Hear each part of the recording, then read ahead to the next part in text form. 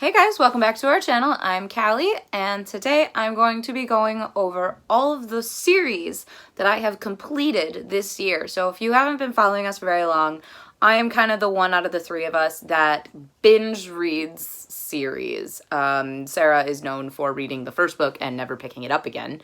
And Brittany is still kind of catching up on series, so she's just kind of gotten into the game. So the way I've kind of constructed this is the first few books I will start off with, I believe there's 4, are the books that I started in a different year, but the finale or I finished the series this year. So first one I'm going to talk about is actually one of the first YA books that got me back into reading after I left college, and that is the Red Queen series. So technically, Warstorm came out in 2018, which was the finale of the series, but the finished finale novella came out earlier this year, and naturally I pre-ordered it and read it immediately. So naturally I finished this series fully. Warstorm, I felt, didn't actually have an ending. It just sort of stopped abruptly.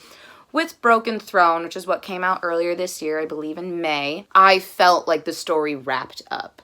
It felt finished, and I really liked that. Red Queen by Victoria Aveyard is technically, with Broken Throne, 5 books long, but generalized plot-wise, only 4 books long. So this follows a society that is separated by blood. So when you have red blood, you are a normal person, you have no abilities. But when you have silver blood, you can have these types of abilities that range all over. We have people who are basically human magnets and can control metal. We have firecasters, watercasters, people who can make things grow. A bunch of different powers. So the silver bloods run this world, and then our main character, who is a red, ends up getting a power. So the silvers try and hide the fact that she's a red and try and figure out how in the heck does a red blood have a silver ability? And then our whole story just unfolds from there, and plot and bad things, betrayals. It's a great time with lots of magical powers. So I thoroughly enjoy this series. I know that this is one of those series that is really, really hyped up and doesn't quite live up to the hype, at least from what I've been understood, but I still really enjoyed it. It was a fun read. It was a great way to get back into YA and back into my love of reading. So another one that I started probably right around the same time as Red Queen is the 3 Dark Crowns series. I saw this book in the bookstore when I was just sort of trying to find something to read. I saw this cover and it was just intriguing, and then I read the plot. This follows 3 sisters who are triplets, and they live on this island that is a matriarchy, and when the girls turn 16, they have to kill each other to determine who the next queen is going to be. And it's great. Lots of murder and darkness and a lot of just bad things. So this series by Kendare Blake is 4 books long. The finale just came out this September. Like I said, I started reading it from when around when book 1 was released, and I thoroughly enjoy it. It is dark, it is creepy, it takes place on this island surrounded by mist, that like fun story that has just creepy backgrounds, a creepy history, and weird ass traditions. The next one that I finished, not the next one, but another one that I finished that started last year is Before She Ignites by Jodi Meadows. This is the Fallen Isles trilogy. I started this last winter and fell in love with the characters. So we follow this island society who each island follows a different god, but the one thing that is true is that dragons are sacred. And when our main character, Mira, who is known as the Hope Bearer or Hope Bringer, she's kind of like the face of hope and the face of this big treaty that made the dragons sacred and like banned dragon riding. When she finds a plot that some of her government is selling off dragons, she gets imprisoned and has to figure out what's going on, what's happening on her island, and how can she save the dragons. This is a great trilogy. The finale just came out in September. I really enjoyed it just because the anxiety rep was amazing. The way that Jodi Meadows writes anxiety in this is so spot on. It is wonderfully done. The characters are so dynamic and diverse. There's sign language there, and there's dragons. I know that I'm not as into dragons as Brittany and Sarah. I still love dragons. Just mermaids rank a bit higher. Highly recommend this series. It's fun. It has a lot of dragons, but it can be triggering if you suffer from anxiety. The last series that I started prior to 2019, but finished in 2019, is the Folk in the Air trilogy. So the finale just came out a couple weeks ago, and we went and met Holly Black, and it was amazing. And naturally, right after I met Holly Black, I binge read Queen of Nothing. So I started the Cruel Prince trilogy right when the Cruel Prince came out in 2018 and immediately fell in love with it. So this is a very politically driven fairy story. We follow Jude, who witnesses her parents murdered in front of her, and her parents' murderer, who is a fairy, takes her, and she and her other two sisters become his daughters. And then we follow 10 years later, where Jude and her two sisters are trying to navigate being human, but being in fairy. And it's full of intrigue, betrayal, sabotage, a lot of great fight scenes, and if you like politically driven stories, this is phenomenal. It is 3 books long, and they're all relatively short. I don't think any of them are longer than like 360 pages. So it's really fun, really intriguing, and now that all 3 of them are out, you don't have to be like me and wait oh so patiently for the last book to come out. The next set of series are books that I started in this year and also finished the series this year. So the first one that I picked up this year is the Lunar Chronicles by Marissa Meyer. So this is a about 5.5 book series that takes a twist on a bunch of different fairy tales. In case you can't tell, the first one's Cinderella. So we follow Cinder, who is a mechanic and also an android, and she is living in this futuristic, very spacey, sci-fi kind of world, and lives with her stepmother and her stepsisters, and does Cinderella things. But it evolves into so much more. We meet Red Riding Hood, we meet Rapunzel, we meet Snow White, and a bunch of other characters that are woven into this sci-fi adventure. It is beautifully written. All of the characters are diverse, dynamic, and so deep. And I love all of these characters with all of my heart. I plan on rereading this come the new year, just because I want to remember how amazing just this series is, because it's glorious and wonderful. And if you like retellings like me, you should read it. So the next series that I decided to pick up is the A Darker Shade of Magic trilogy. This is actually book 2. I don't have book 1 with me right now. And I read this series very quickly. This is an adult series. So the Darker Shades of Magic trilogy are 3 books long by V.E. Schwab, also known as Victoria Schwab. And this is her big adult series that is very hard to explain. It has a very complex magic system. There's different parallel realms that have varying degrees of magic. But we have magical competitions. We have an amazing cast of characters. It's not a large cast, but we have about 5 characters that we follow, and they all bring something different to the table, which is something I really enjoy in stories, opposed to having the same character 4 times over, just maybe a different gender. They each bring something different. They all have distinct personality traits, and some of them are pretty gray. They're morally gray characters, and I really enjoy that. So this is an adult book, or adult series, so be wary of that. It does have a lot of adult themes and less YA themes and tropes, but it is extremely enjoyable, very fun read. I love V.E. Schwab's writing style. It's beautiful, it's lyrical, while also being intense and magical all at the same time. So the next series that I decided to pick up is the 7 Realms series by Cinda Williams Chima. I don't have the series with me anymore. I ended up giving it away and unhauling it. Not because it wasn't a good series. I did enjoy it, but it did have a lot of the older YA aspects to it that I didn't really care for. So this is a 4-book series and actually has a spin-off series called the Shattered Realms series, which is also 4 books. I haven't gotten to that one yet because I'm still angry at the other series for how that ended. But in a good way. It's a weird feeling. So this follows a magician and a princess who have super different goals but end up getting together and having to save the realm. It does follow a very cookie cutter, that is now cookie cutter, princess who doesn't want to get married, guy who isn't supposed to have magic, has magic, kind of a thing. So I did find the first 2 books were really slow and a little bit predictable. The series really picks up around book 3 and 4, where we have a lot more action, we have a lot more magic, we have a better understanding of the political history and the magical history of the world, which is kind of needed when we have our big confrontations in books 3 and 4. So I did enjoy them, just not enough where I'll end up rereading them. So the next series that I picked up is The Selection by Kiera Cass. This is a 5-book series that is the epitome of YA. And this is basically like The Bachelor, but when you win, you become princess and eventually queen. So, I've never been really big into The Bachelor, but there was a lot of political aspects that I enjoy. I like politically driven books I think that those cause a lot more depth and a lot more action to happen later on in the story. And I was right with this one. It was a little cheesy, and by a little cheesy, I mean really cheesy.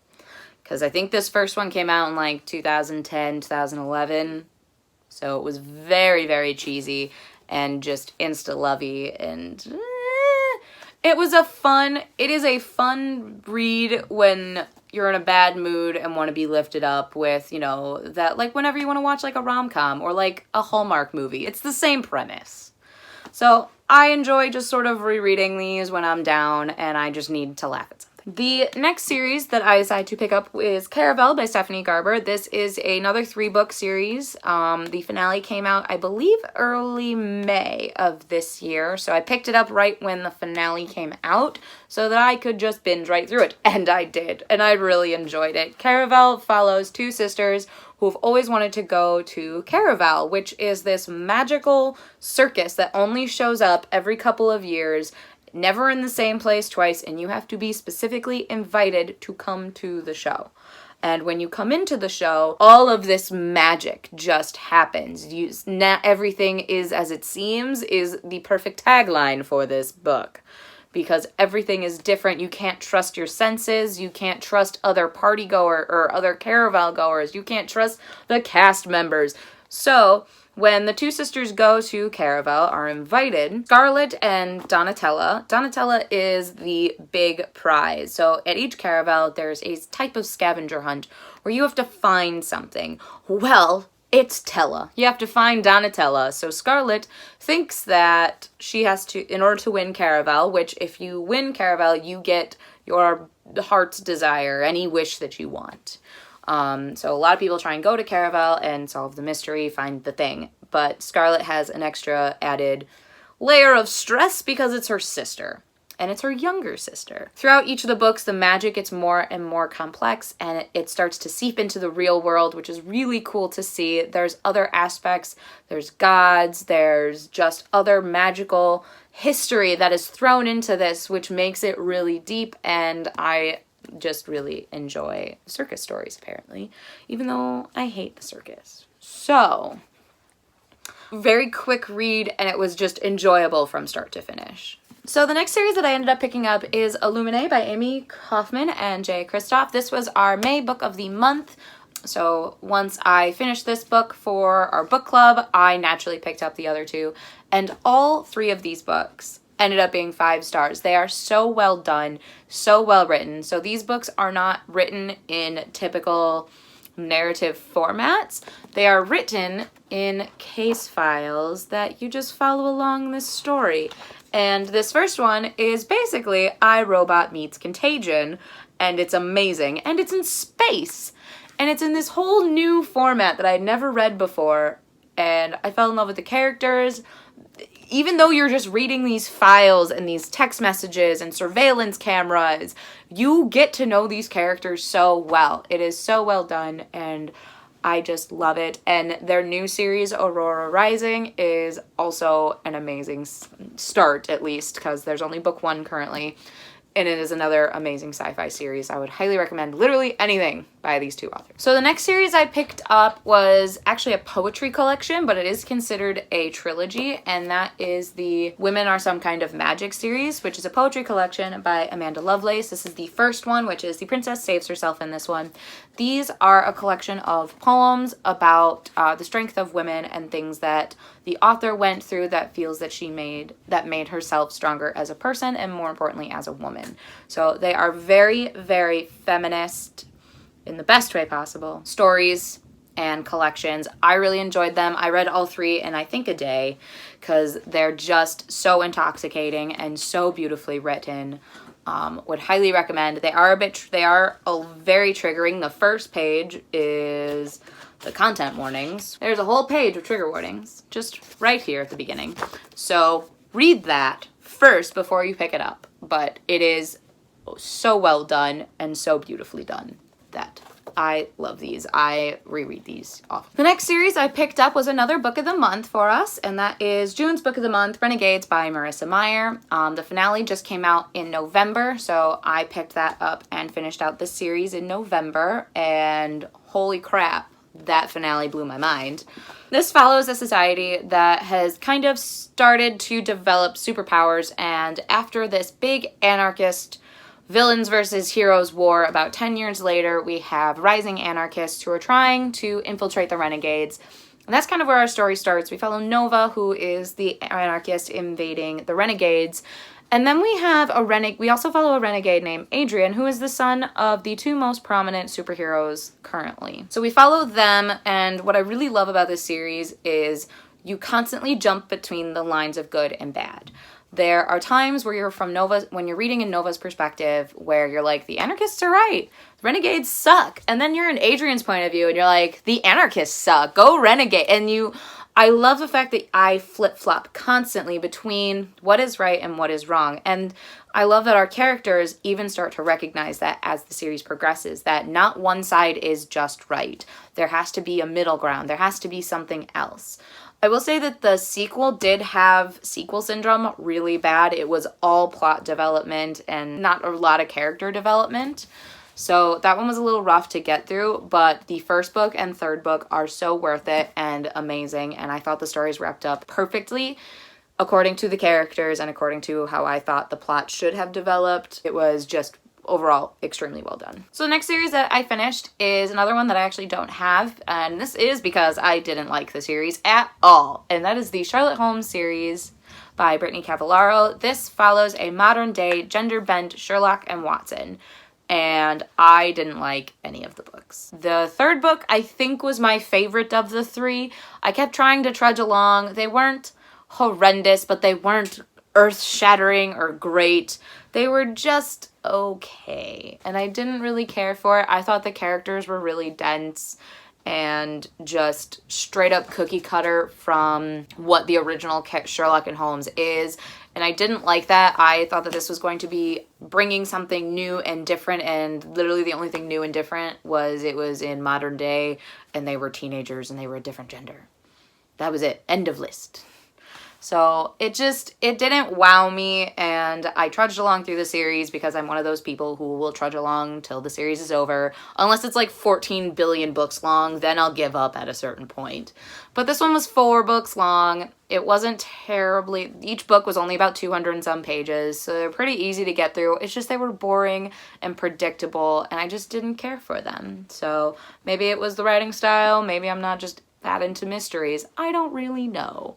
The next series that I ended up reading and finishing was actually a reread, and I reread the Hunger Games trilogy. So I picked up the Hunger Games for Reading Rush in July, and I only meant to read book 1, and then I just fell back in love with Katniss and the story that I just had to finish out the series again. And I loved every second. There was a lot of things that I was able to catch. I think I had never reread this series. I read it initially back when the books came out, and I think I tried to reread them before the movies came out, and I don't think I succeeded in that endeavor. I think I tried with movies 1 and 2 and then just sort of gave up with Mockingjay, because Mockingjay hurts me.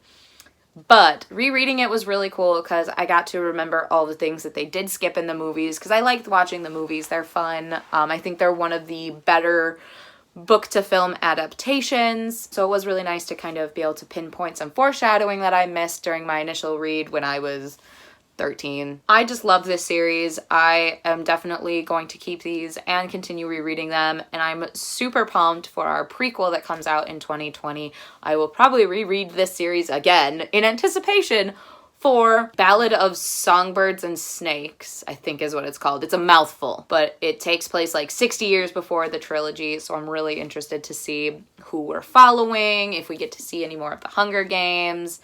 I'm excited. So the last series, as of right now, it is December 2nd. I might finish more series later in the year. I'll just include those next year. As of today, the last series that I have finished is the Shadow and Bone trilogy by Leigh Bardugo. So this is a 3-book long series, but in the actual Grishaverse, there are this trilogy. There is the Six of Crows, which is now a trilogy.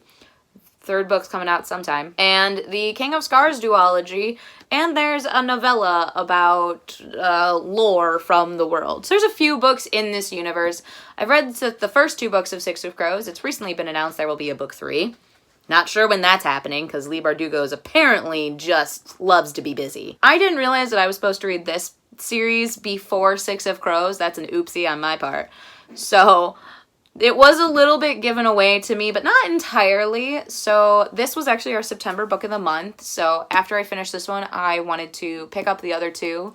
But I've started to kind of shy away from just immediately reading an entire series. I'll break it up with other books that I'm reading, because then I feel like I get more books done, and then I don't just get immediately sad that the time in this book world is over and go into a reading slump, because that happens.